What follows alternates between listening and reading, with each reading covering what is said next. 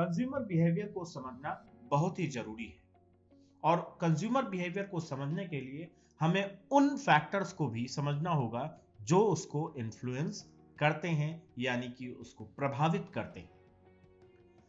आजकल जितनी भी ऑर्गेनाइजेशंस हैं वो कंज्यूमर बिहेवियर को स्टडी करने पर बहुत ही ज्यादा फोकस्ड है। इसी बात को ध्यान में रखते हुए आज इस वीडियो में हम लोग इसी टॉपिक पर फोकस्ड है कि वो कौन कौन से फैक्टर हैं जो कंज्यूमर बिहेवियर को अफेक्ट करते हैं। चलिए दोस्तों शुरू करते हैं कि आखिर वो फैक्टर्स क्या है।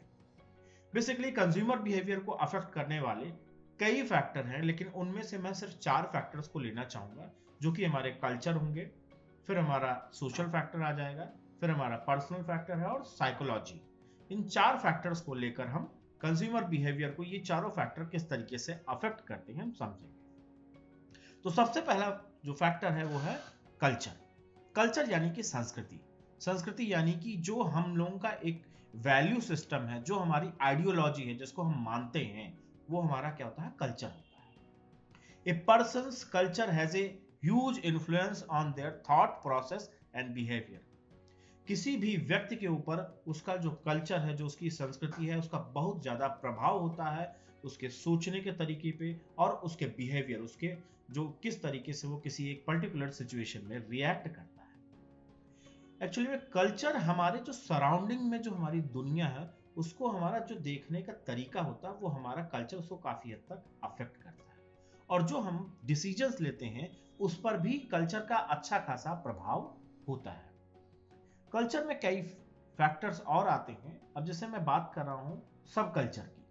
सब कल्चर क्या है? Each culture further comprises of various सब कल्चर, यानी कि हर कल्चर को हम क्या करते हैं, फिर अलग अलग छोटे छोटे सबसेट में भी क्या करते हैं, उसको कैटेगराइज करते हैं। जैसे कि religion, age, geographical location, gender. Religion की बात करते हैं, जैसे इंडिया में हमारे यहाँ सर्वधर्म की बात करते हैं, हिंदू, मुस्लिम, सिख, ईसाई, जैन, क्रिश्चियन, ईसाई की हम जो बात करते हैं, तो रिलीजन, हर रिलीजन का अपना एक महत्व है और हर रिलीजन का अपना एक कल्चर है। तो अपने जो इनका रिलीजियस जो कल्चर है उसका इंडिविजुअल के ऊपर, उनके बाइंग डिसीजन के ऊपर अच्छा खासा प्रभाव है। अब जैसे मैं बात करता हूं कि हिंदू में क्या होता है, कोई भी अगर विडो यानी कि विधवा है तो ये माना जाता है वो सफेद कलर के ही कपड़े पहने। अगर वो कलरफुल कपड़े पहनती है तो सोसाइटी उसको, जो देखने का हमारा जो कल्चर है वो हमारा, उसको उस हिसाब से एक्सेप्ट नहीं करता है। अब मैं बात करता हूं यहीं पे स्टेटस की।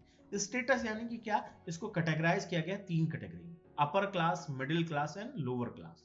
माना क्या जाता है कि अपर क्लास एक ऐसा क्लास होता है जो कि बहुत ही लग्जीरियस प्रोडक्ट को खरीदते हैं, उनकी लाइफ स्टाइल अलग होती है, महंगे प्रोडक्ट को खरीदते हैं, उनका इनकम ज्यादा होता है।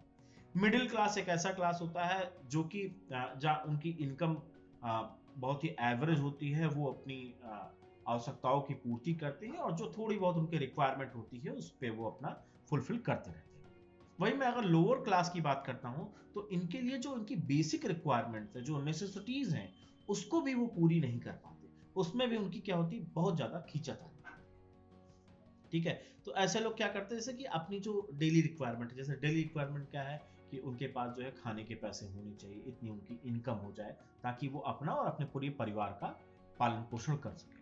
अब मैं बात करता हूं जेंडर की। जेंडर यानी कि क्या, मेल एंड फीमेल, यानी कि मेल यानी कि जेंडर बेस पे अगर हम चलते हैं, जैसे इंडिया में क्या है कि अगर कोई भी बंदा अगर फेयर एंड लवली टाइप की जैसे क्रीम है वो खरीद के अगर वो लगाता है तो इवन उसका जो परसेप्शन है सोसाइटी में, लोग कल्चर वाइज उसको अडॉप्ट नहीं करते। आप देखिए आजकल जैसे कि टीवी पे जो एडवर्टीजमेंट आता है, उस एडवर्टीजमेंट में क्या कहते हैं कि अब इसको आप मतलब फेयर एंड लवली लगाने की जरूरत नहीं है छिप छिप के, यानी कि देयर इज ए परसेप्शन एक सोसाइटी में है कि आप जो है बीइंग ए मेल, आप फीमेल प्रोडक्ट्स का यूटिलाइजेशन नहीं कर सकते हैं पर्सनल एस्पेक्ट। अब अगर मैं दूसरे फैक्टर की बात करता हूं तो दूसरा फैक्टर है सोशल। सोशल फैक्टर भी कंज्यूमर बिहेवियर पर बहुत अच्छा खासा प्रभाव रखता है। Every individual have someone around influencing their buying decision. हर व्यक्ति के बाइंग डिसीजन पर जो उसके अगल बगल जो लोग होते हैं उनका कहीं ना कहीं प्रभाव होता है। और सोशल फैक्टर्स को अगर हम देखें तो उसमें कुछ और भी फैक्टर्स आते हैं, these are like reference group. Reference group क्या है? Every individual has some people around who influence him or her in any way. Reference groups comprise of people that individual compare themselves with. यानी reference group ऐसा group होता है जिसको कोई भी व्यक्ति अपने आप को उनसे क्या करता है, उनसे तुलना करता है या उनको फॉलो करता है। Every individual knows some people in the society who become their idols in due course of time. हम अपने सोसाइटी में, अपने फैमिली में कुछ लोगों से इन्फ्लुएंस होते हैं और उन्हीं को हम फॉलो करने की कोशिश करते हैं। देखिए, अगर हम अपने वर्क प्लेस पे आते हैं तो वहां पे हमारे वो कलीग हो सकते हैं, कोवर्कर हो सकते हैं, फैमिली मेंबर में जैसे कि ज्यादातर बच्चे जो है अपने माता पिता यानी कि अपने फादर को कॉपी करने की कोशिश करते हैं। रिलेटिव्स, नेबर, फ्रेंड, सीनियर, ऐसे लोग जो हमारे लिए क्या करते हैं, रेफरेंस ग्रुप की तरह काम करते हैं और इनका हमारे बाइंग डिसीजन पर बहुत अच्छा खासा प्रभाव होता है। नॉर्मली रेफरेंस ग्रुप को दो कैटेगरीज में और डिवाइड किया गया है। एक है आपका primary group, consist of individual one interact with on a regular basis. यानी कि प्राइमरी ग्रुप ऐसा ग्रुप होता है जहां पर आप ऐसे लोगों से लगातार मिलते रहते हैं। दे इंक्लूड फ्रेंड्स, फ्रेंड से हम रेगुलर मिलते रहते हैं, family member, relative and coworkers, ऐसे लोगों से हम रेगुलर मिलते रहते हैं और हमारे बाइंग डिसीजन पे अच्छा खासा प्रभाव होता है। जैसे फ्रेंड्स हैं, आप कोई भी चीज खरीदने के लिए जाओ, फॉर एग्जांपल आपको बाइक लेनी है, तो आपके फ्रेंड्स आपके बाइंग डिसीजन पर अच्छा खासा इंपैक्ट डालते हैं। आपका फ्रेंड आपको सजेस्ट करेगा केटीएम लेने के लिए, रॉयल एनफील्ड लेने के लिए सजेस्ट करेगा, ठीक है। तो ये जो वेरिएबल्स हैं, इनका अच्छा खासा कंज्यूमर के बाइंग बिहेवियर पर इंपैक्ट आता है। अब जो दूसरा यानी कि रेफरेंस ग्रुप को फर्दर डिवाइड किया गया है, एक तो प्राइमरी और दूसरा सेकेंडरी ग्रुप। सेकेंडरी ग्रुप हमारे क्या होते हैं? Groups share indirect relationship with the consumer. These groups are more formal and individuals do not interact with them on a regular basis. Example, religious association, political parties and clubs. अब इसको nutshell में समझे। Secondary group हमारे क्या होते हैं, एक तरीके के फॉर्मल इंटरेक्शन होता है जहां पे हम ज्यादातर लोगों से मिलते कम है। लाइक कोई रिलीजियस कहीं सत्संग हो रहा है वहां पे मिल गए, कोई क्लब हो रहा है, कोई अगर फंक्शन है वहां पर हम अगर लोगों से मिल रहे हैं तो वो हमारा हो गया सेकेंडरी ग्रुप। अब नेक्स्ट अगर हम इसी में सोशल में हम बात करते हैं फैक्टर की, तो वो आता है role in society. Each individual plays a dual role in the society depending on the group he belongs to. हर व्यक्ति सोसाइटी में अलग अलग तरीके का रोल प्ले करता है। फॉर एग्जाम्पल, जैसे कि एक अगर कोई कंपनी में सीईओ है और वो एक घर में अगर हम देखें तो वो घर में अपनी वाइफ का हस्बैंड है या अपने बच्चे का पिता है। अब ये जो रोल्स वो सोसाइटी में पे कर रहा है यानी कि प्ले कर रहा है, तो जब वो अगर किसी ऑफिस की मीटिंग में जा रहा है तो उसको अपने सीईओ टाइप एक उसको अपना फिजिकल अपीयरेंस रखना होगा। तो वहां पर उसका जो किसी भी प्रोडक्ट को लेकर बाइंग डिसीजन होगा वो इंटायरली डिफरेंट होगा from the point of view role one as a corporate. वहीं अगर मैं बात करता हूं एज ए फैमिली मेंबर, जहां पर वो अपने हस्बैंड या फादर का रोल प्ले कर रहा है, तो वहां पर वो जो बाइंग उसके डिसीजंस होंगे वो एकदम इंटायरली डिफरेंट होंगे। यानी कि रोल्स इन सोसाइटी, आपका सोसाइटी में आप किस तरीके से अपने आप को रिप्रेजेंट कर रहे हो पर्सनल लेवल पे या प्रोफेशनल लेवल पे, वो भी अफेक्ट करता है बाइंग डिसीजन को। एंड नेक्स्ट है सोशल स्टेटस, यानी कि आप किस ग्रुप से आप एक तरीके से मैं कहूँ जो आपका इनकम ग्रुप है वो आपका डिफाइन करते हैं। जैसे कि आपकी इनकम अच्छी खासी है तो आप लग्जीरियस लाइफ में जी रहे हैं, आपके पास जो है विला है, आपके पास 4 व्हीलर है, कार है, अच्छा खासा बैंक बैलेंस है, तो ये आपके स्टेटस को डिफाइन करता है। और या फिर आप ऐसे लोअर इनकम ग्रुप में है जहां पर आप अपनी डेली नेसेसिटीज की को फुलफिल करने के लिए, सर्वाइव करने के लिए ही आप एफर्ट डाल रहे हो। तो ये भी जो सोशल स्टेटस है ये भी आपके बाइंग डिसीजन पर अच्छा खासा इंपैक्ट डालता है। अब अगर मैं तीसरे फैक्टर की बात करता हूं तो वो है हमारा personal factor. Consumer behaviour help us understand the buying tendencies and spending pattern of consumers. Consumer behaviour हमें ये हेल्प करता है कि हम कंज्यूमर किस तरीके से अपने पैसे को खर्च करता है, उसका वस्तुओं को खरीदने का क्या एक तरीका है, उसको समझने में भी हेल्प करता है। लेकिन एक बात और कही गई है कि जो इंडिविजुअल यानी जो कंज्यूमर है वो एक ही तरीके का प्रोडक्ट नहीं खरीदता। हर कंज्यूमर की अपनी अलग अलग प्रेफरेंसेस हैं, उनका बाइंग पैटर्न अलग होता है, सिमिलरिटीज नहीं होती। यानी कि हमें हर इंडिविजुअल को अंडरस्टैंड करने की जरूरत होती है। यहाँ पे पर्सनल फैक्टर एक अच्छा खासा रोल प्ले करते हैं। पहला है उसमें occupation. The occupation of an individual plays a significant role in influencing his or her buying decision. An individual's nature of job has a direct influence on the products and brands he picks for himself or herself. हम क्या काम करते हैं? Is it I'm in government job? Is it I'm in private job? Is it I'm in teaching? Is it I'm in sales? हमारी जो work की profile है वो डिफाइन करती है कि हमारा बाइंग डिसीजन कैसा होगा। अगर मैं टीचर हूं, जैसे मैं यहाँ पे अगर आपको कॉन्सेप्ट क्लियर कर रहा हूं, तो मेरा जो फिजिकल अपीयरेंस होगा it should be what, sober होना चाहिए। फॉर्मल ट्राउजर होनी चाहिए, शूज होने चाहिए, शर्ट्स होनी चाहिए with tie and coat, because my profession is something else. If I am कोई अगर जैसे कि बॉलीवुड इंडस्ट्री से हीरो है, तो हीरो के जो क्लॉथ्स होते हैं वो एकदम इंटायरली डिफरेंट होते हैं। यानी कि जो आपका ऑक्यूपेशन है वो आपकी बाइंग पर अच्छा खासा इन्फ्लुएंस डालता है। नेक्स्ट है एज, बड़ा इंपॉर्टेंट हो जाता है। Age and human life cycle also influence the buying behaviour of the consumer. Age और ह्यूमन की जो लाइफ साइकिल, क्योंकि वो बढ़ती रहती है, डिके होती है टाइम के बाद, कंज्यूमर के बाइंग बिहेवियर पे अच्छा खासा इंपैक्ट डालती है। जैसे कि अभी मैं बात करूं कि अगर जो टीनेजर्स हैं, टीनेजर्स को अगर बाइक परचेज करनी है तो वो केटीएम लेंगे, वो रॉयल एनफील्ड लेंगे, डुकैटी की बाइक लेंगे वो, ठीक है। और वही अगर मैं बात करूं कोई ऐसे 35 प्लस आदमी है जो कि ऑफिस जाता है, तो he would love to buy the bike from the Bajaj Pulsar, और he will go to Hero Super Splendor. तो एज के हिसाब से प्रेफरेंसेस बदलती हैं।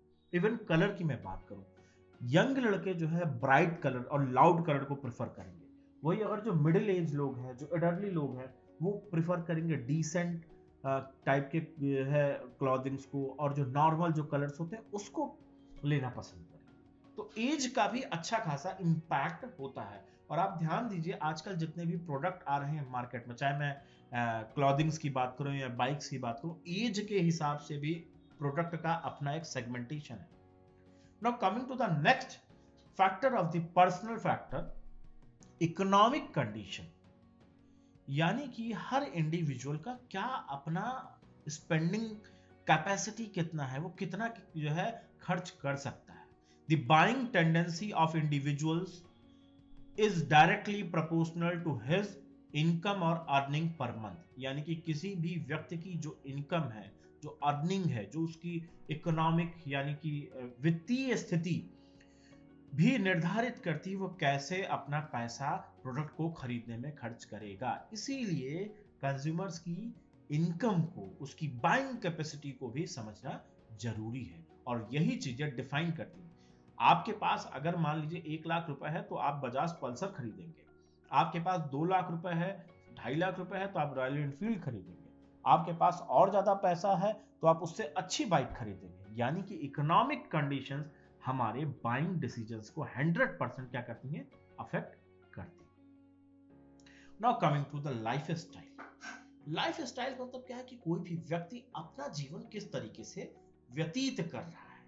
It is the individual's way to stay in society. आप सोसाइटी में कैसे रहते हैं, यानी कि आप ब्रांडेड कपड़े पहनते हैं, अच्छे घर में रहते हैं, अच्छा खाना खाते हैं, अच्छी जगह पर अपना एक तरीके से टाइम स्पेंड करते हैं क्लब्स में। वो जो आपकी लाइफ स्टाइल है, जो आपका एटीट्यूड है, जो आपका परसेप्शन है सोसाइटी में, तो वो सारी चीजें आपकी बाइंग बिहेवियर पे कहीं ना कहीं नजर आता है।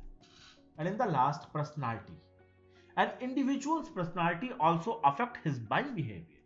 Every individual has his or her own characteristics, personality trait which reflect in his or her buying behavior. हर किसी के अपने व्यक्तिगत फीचर्स होते हैं और वही फीचर्स उसके बाइंग बिहेवियर को क्या करते हैं, प्रभावित करते हैं।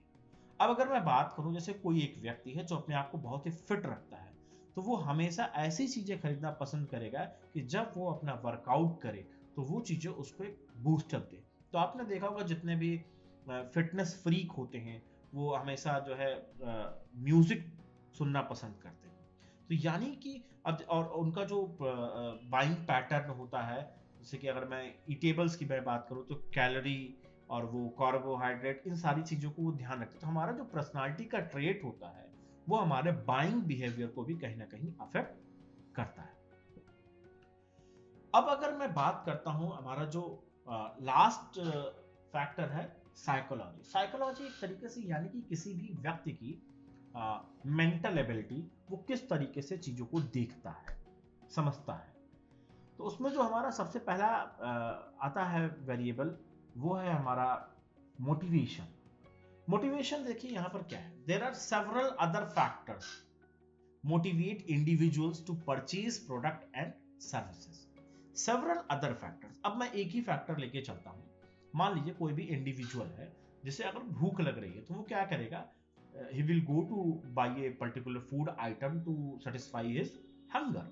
वो अपनी भूख को मिटाने के लिए कुछ खरीदेगा। तो अब यहाँ पे हंगर क्या है, hunger is a drive that motivate them to buy something, यानी कि motivation is also an important factor which affect that decision making.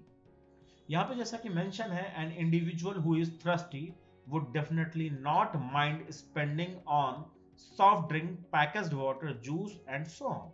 अगर कोई व्यक्ति को प्यास लग रही है तो वो पैसा खर्च करने में सोचेगा नहीं, क्योंकि उसकी रिक्वायरमेंट क्या है, उसे अपनी प्यास बुझानी है, उसे पानी मिल जाए, उसे जूस मिल जाए, सॉफ्ट ड्रिंक मिल जाए या जो भी चीजें मिल जाए। तो यानी कि motivation is an also important factor. And next is the perception. What an individual thinks about a particular product or service is his or her perception towards the same। Actually में परसेप्शन ये होता है कि हम अपने surrounding में जो भी इनपुट्स लेते हैं और इनपुट्स को लेकर हम किसी एक पर्टिकुलर ओपिनियन अपनी हम क्रिएट करते हैं ऑब्जेक्ट की, यानी कि इंडिविजुअल किसी भी प्रोडक्ट या सर्विस के बारे में क्या सोचता है। जैसे कि यहाँ पर एक एग्जांपल मेंशन है कि डेल लैपटॉप माना जाता है, कोई अगर मानता है कि बहुत अच्छे लैपटॉप है, बेस्ट लैपटॉप है, वहीं अगर कोई और व्यक्ति तो वो क्या कहेगा कि Dell is one of the best brands available, यानी कि जितने भी बेस्ट ब्रांड्स हैं लैपटॉप के उसमें से डेल एक है। और कोई एक व्यक्ति क्या कहता है, डेल इज द बेस्ट। यानी कि हर व्यक्ति का अपना देखने का तरीका होता है, समझने का तरीका होता है, और यही परसेप्शन उसके बाइंग बिहेवियर पर भी कहीं ना कहीं इंपैक्ट डालता है। Now coming to the learning. Learning actually में जो हमारा पास्ट का एक्सपीरियंस है और नॉलेज है वहां से होता है। हमने जो पीछे प्रोडक्ट एंड सर्विसेज खरीदे हैं, जो हमने यूज किया है, वो हमारे बाइंग बिहेवियर पे बहुत ही स्ट्रॉन्ग इंपैक्ट डालते हैं। और हमें ये समझने की जरूरत है, क्योंकि जो हमारी लर्निंग होती है, आपने अगर प्रीवियस किसी कंपनी का मोबाइल फोन खरीदा, आप उससे सेटिस्फाइड हो, तो डेफिनेटली आप नेक्स्ट टाइम अगर आपको मोबाइल खरीदना है तो आप सेम कंपनी के प्रोडक्ट को प्रीफर करोगे, because you have a positive learning from that product, आपका एक्सपीरियंस अच्छा रहा है। एंड इन द लास्ट, ये हमारा लास्ट फैक्टर होगा, beliefs and attitude. Beliefs and attitude always plays an essential role in influencing the buying decision of the consumers. Individuals create a certain image of every product or service available in the market. Every brand has an image attached to it and also called it brand image. हम किसी भी चीज के बारे में अपना क्या एक बिलीफ डेवलप करते हैं। फॉर एग्जाम्पल टाटा का हम मान के चलते हैं कि टाटा जो भी प्रोडक्ट ऑफर करता है वो बहुत ही अच्छे होते हैं, जेन्युइन होते हैं, यानी कि we have a believe in Tata. और हमारा जो एटीट्यूड है, अगर वो क्या है, वो टाटा के लिए क्या है, पॉजिटिव है। तो believe and attitude also affect consumer buying behaviour. Thank you दोस्तों, अगर वीडियो अच्छी लगी हो तो वीडियो को शेयर करें, लाइक करें। Thank you.